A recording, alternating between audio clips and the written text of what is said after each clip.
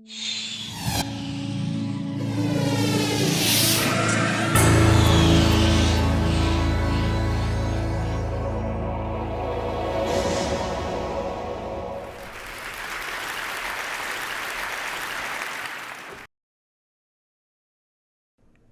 कुछ समय बाद जब मैं रेलवे स्टेशन से गुजर रही थी, मैंने ऐसी भयानक दृश्य देखी कि मैं उसे आज भी अपनी याददाश्त से मिटा नहीं सकती।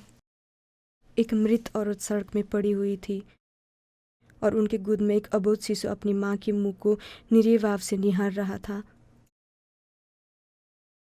लेकिन किसी ने भी उन्हें मदद नहीं की, क्योंकि सभी अपना और अपने परिवार की देखभाल में ही लगे हुए थे। सन 1990 के मध्य उत्तर कोरिया में बड़ी भूखमरी फैल गई। अंत तक 10 लाख से भी ज़्यादा उत्तर कोरिया के लोग भूखमरी के कारण से मर गए और बहुत ने घास, कीड़े और पेट के छाले खाकर जान बचाए। बिजली कटौती भी साधारण सी बात होने लगी, इसलिए रात में मेरे चारों ओर पूरा अंधेरा छा जाता था, सिवाय चीन की तरफ की समुद्र की बत्तियां जो मेरे घर के सामने की नदी के उस पार था। मुझे सदा यही लगता था कि क्यों उनके यहाँ बिजली है लेकिन हमारे यहाँ नहीं है। ये सैटेलाइट से ली गई रात के वक्त उत्तर कोरिया की तस्वीर है। पड़ोसी की तुलना में ये अमनक नदी है जो उत्तर कोरिया और चीन के बीच सीमा का काम करती है।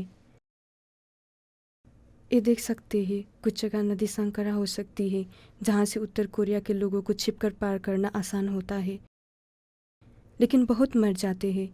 कभी कभी मैं नदी में लाशें तैरती हुई देखती थी। मैं सब बता नहीं सकती मैंने कैसे उत्तर कोरिया छोड़ी, लेकिन मैं एक ही बात बता सकती हूँ कि भूखमरी के उन काले दिनों में मुझे चीन के अपने दूर के रिश्तेदार के यहाँ रहने के लिए भेज दिया गया। लेकिन मुझे लगता था कि मैंने परिवार से थोड़ी समय के लिए दूर हो रही हूँ, लेकिन मैं कभी भी नहीं सोच सकती थी कि परिवार के संग रहने के लिए मुझे फिर से 14 बरस लग जाएगा। चीन में बिना परिवार की छोटी लड़की होकर जीना बहुत ही मुश्किल था। मुझे कोई अंदाजा भी नहीं था कि उत्तर कोरियाई शरणार्थी के रूप में ज़िंदगी कैसी होगी, लेकिन मैंने जल्द ही सीख लिया। ये बहुत कठिन ही नहीं बल्कि खतरनाक भी था, क्योंकि उत्तर कोरियाई शरणार्थियों को चीन में गैर कानूनी आप्रवासी माना जाता है। इस तरह मैं निरंतर भय में जी रही थी कि मेरा पहचान खुल सकता है और उत्तर कोरिया लौटने पर मुझे डरावनी भाग्य भुगतना पड़ता। एक दिन मेरा सबसे डरावना स्वप्न सच हुआ जब मैं चीनी प्रहरी द्वारा पकड़ी गई और पूछताछ के लिए चौकी में लाई गई। किसी ने मेरे खिलाफ उजरी दर्ज करवाया था, इसलिए उन्होंने मेरी चीनी भाषा की जांच की और मुझे सैकड़ों प्रश्न किए। मैं बहुत सी डर गई थी। मुझे लगा कि मेरे दिल फटने ही वाली है। यदि कुछ भी अटपटा सा लगता तो मुझे जेल भेज दी जाती थी और वापस भेज दिया जाता। मुझे लगा कि मेरी ज़िंदगी खत्म हो गई, लेकिन मैंने अपनी सारी भावनाओं को संभाला और प्रश्नों का जवाब दिया। उन्होंने मुझसे पूछताछ करने के बाद एक अधिकारी ने दूसरे से कहा, ये गलत इल्ज़ाम है, ये उत्तर कोरियाई नहीं है, और उन्होंने मुझे छोड़ दिया। ये जादू ही थी। कुछ उत्तर कोरियाई चीन में विदेशी दूतावासों की शरण लेते हैं, फिर भी बहुत से लोग चीनी प्रहरी द्वारा पकड़े जा सकते हैं और उन्हें वापस भेज दिया जाता है। ये लड़कियां बहुत ही भाग्यशाली थी। वो पकड़े जाने पर भी छोड़ दी गई भारी अंतर्राष्ट्रीय दबाव के बाद। ये उत्तर कोरियाई उतने भाग्यशाली नहीं थे। हर एक साल चीन में बहुत से उत्तर कोरियाई पकड़े जाते हैं और उन्हें वापस उत्तर कोरिया भेज दिया जाता है, जहां उन्हें यातना, जेल या सार्वजनिक मृत्युदंड दी जाती है। यद्यपि मैं बाहर निकलने में सच में भाग्यशाली थी, लेकिन बहुत से उत्तर कोरियाई इतने भाग्यशाली नहीं रह पाए। ये दुखद है कि उत्तर कोरियाई को अपना पहचान छिपाना पड़ता है और जीने के लिए इतना संघर्ष करना पड़ता है। नई भाषा सीखने और काम में लग जाने के बाद भी उनकी दुनिया पल भर में उलट पुलट हो सकती है। इसीलिए अपनी पहचान छिपाने के 10 साल बाद मैंने दक्षिण कोरिया जाने का जोखिम मोलने निर्णय किया और मैंने फिर से नई जिंदगी शुरू की। दक्षिण कोरिया में रहना मेरी सोच से भी ज़्यादा चुनौतीपूर्ण थी। दक्षिण कोरिया में अंग्रेजी का बहुत ही महत्व था, इसलिए मैंने अपनी तीसरी भाषा सीखना शुरू किया और मैंने महसूस किया कि उत्तर और दक्षिण के बीच गहरा खाई है। हम सभी उत्तर कोरियाई हैं, लेकिन भीतर से 67 साल के विभाजन के बाद हम एकदम भिन्न हो गए हैं। मैं पहचान की कमी से ग्रसित हुई। मैं दक्षिण कोरियाई हूँ या उत्तर कोरियाई? मैं कहाँ से हूँ? मैं कौन हूँ? अचानक ही कोई देश नहीं था जिसे मैं गर्व से अपना कह सकूं। यद्यपि दक्षिण कोरिया में जीवन में घुलमिल हो जाना आसान नहीं था, फिर भी मैंने एक योजना बनाई। मैं यूनिवर्सिटी की प्रवेश परीक्षा की तैयारी शुरू की।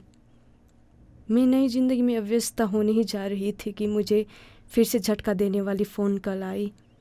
मैंने परिवार के लिए भेजा गया कुछ रुपए उत्तर कोरिया के अधिकारियों के हाथ लग गए और दंड स्वरूप मेरे परिवार को बलपूर्वक किसी गांव के वीरान जगह पर ले जा रहा था। उनको जल्दी ही निकलना था, इसलिए मैंने उन्हें भगाने की योजना बनाना शुरू किया। उत्तर कोरिया के लोगों को स्वतंत्रता की लंबी राह तय करना पड़ता है। उत्तर कोरिया और दक्षिण कोरिया बीच ही सरहद पार करना नामुमकिन सी है। इसलिए विडंबना में मैंने चीन वापस जाने की उड़ान भरी और उत्तर कोरिया की सरहद की ओर चल पड़ी। क्योंकि मेरे परिवार को चीनी भाषा नहीं आती थी, मैं उन्हें किसी भी तरह 2000 मील से भी ज़्यादा दूरी तय करवाना था और वहाँ से दक्षिण पूर्वी एशिया की तरफ ले जाना था। बस से यात्रा करने में 1 हफ्ते लग गए और हम बहुत बार पकड़े जाने से बच गए। एक बार तो हमारी बस रुक गई और एक चीनी प्रहरी अधिकारी भीतर आ गए। उन्होंने सबके परिचय पत्र लिए और पूछताछ करना शुरू कर दिए, क्योंकि मेरा परिवार चीनी नहीं समझता था और मुझे लगा कि वो पकड़े जाएंगे। जैसे ही वो चीनी अधिकारी मेरे परिवार के नज़दीक पहुंचे, मैं जल्द से उठ गई, खड़ी हो गई और उन्हें कहा कि ये बहरे और गूंगे हैं जिन्हें मैं अगुवाई कर रही थी। उन्होंने मेरी तरफ संदेह भरी नज़र से देखी, लेकिन किस्मत से उन्होंने मेरा एतबार किया। हम लाओस के सरहद तक पहुंचने में कामयाब हुए, लेकिन मुझे अपने लगभग सारे पैसे लाओस के सरहद के सुरक्षाकर्मी को रिश्वत देना पड़ा। हम सरहद पार कर चुके थे, फिर भी सरहद को गैरकानूनी ढंग से पार करने के जुर्म में मेरे परिवार को पकड़ लिया गया और जेल में ठूस दिया गया। मैंने जुर्माना और रिश्वत देने के बाद मेरा परिवार 1 महीने में छूट गया। इसके तुरंत बाद मेरे परिवार को पकड़ा गया और लाओस की राजधानी में जेल में डाल दिया गया। ये मेरी ज़िंदगी की सबसे कम उपलब्धि थी। मैंने अपने परिवार को छुड़ाने के लिए भरमकदूर चेष्टाएं की और हम नज़दीक आ गए, लेकिन मेरे परिवार को दक्षिण कोरियाई दूतावास के पास की जेल में ठूस दिया गया। मैं अपने परिवार को छुड़वाने के लिए पागलों जैसे आप्रवासी कार्यालय और पुलिस चौकी के चक्कर काटती रही। अब तो मेरे पास रिश्वत देने या जुर्माना भरने के लिए उतने पैसे भी नहीं थे। मैं निराश हो गई। उसी वक्त मैंने किसी आदमी को मुझसे पूछते हुए सुना, क्या बात है? मैं हतप्रभ सी रह गई कि एक अजनबी ने मुझसे पूछने की कष्ट उठाया। मैंने टूटे फूटे अंग्रेजी और शब्दकोश के साथ अपनी स्थिति बताई और बिना हिचकिचे उस आदमी ने एटीएम से पैसे निकालकर मेरे परिवार और 2 और उत्तर कोरियाई को जेल से छुड़वाने के लिए बाकी पैसे भुगतान कर दिया। मैंने उनको दिल से शुक्रिया अदा किया और उन्हें पूछा, आपने मेरी मदद क्यों की? मैं आपकी मदद नहीं कर रहा हूँ, उन्होंने कहा। मैं तो उत्तर कोरियाइयों को मदद कर रहा हूँ। मैंने महसूस किया कि ये मेरी ज़िंदगी की सांकेतिक पल थी। वो दयालु अजनबी मेरा और उत्तर कोरियाइयों के लिए नई आशा थे, जबकि हमें उसकी ज़्यादा ज़रूरत थी।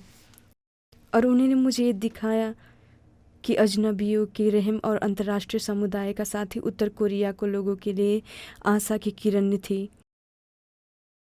आखिरकार हमारी लंबी सफ़र के बाद मेरा परिवार और मेरा मिलन दक्षिण कोरिया में हुआ, लेकिन स्वतंत्रता की प्राप्ति आधी लड़ाई ही है। बहुत से उत्तर कोरियाई अपने परिवार से बिछड़े हुए हैं और जब वो नई देश में आते हैं तो थोड़े पैसे से ही शुरुआत करते हैं। इसलिए हम अंतर्राष्ट्रीय समुदाय से शिक्षा, अंग्रेजी भाषा तालीम, काम की तालीम और बहुत से लाभ पा सकते हैं। हम उत्तर कोरिया में रहकर और बाहरी दुनिया के लोगों के बीच पुल का काम भी कर सकते हैं। क्योंकि हम में से बहुत लोग अभी भी अंदर रहकर परिवार के सदस्यों के साथ संपर्क में रहते हैं और हम सूचना और पैसा भेजते रहते हैं, जिससे उत्तर कोरिया को अंदर से ही बदलने के लिए मदद कर रहा है। मैं इतनी भाग्यशाली रही हूँ कि मैंने ज़िंदगी में बहुत मदद और प्रेरणा पाई है। इसलिए मैं अंतर्राष्ट्रीय समुदाय का साथ पाकर उम्मीद बंधे हुए उत्तर कोरियाई को समृद्ध होने का मौका देने के लिए मदद करना चाहती हूँ। मुझे विश्वास है कि आप ज़्यादा से ज़्यादा कोरियाइयों को तेड मंच के साथ दुनिया में कामयाब हुए देख सकते हैं। धन्यवाद।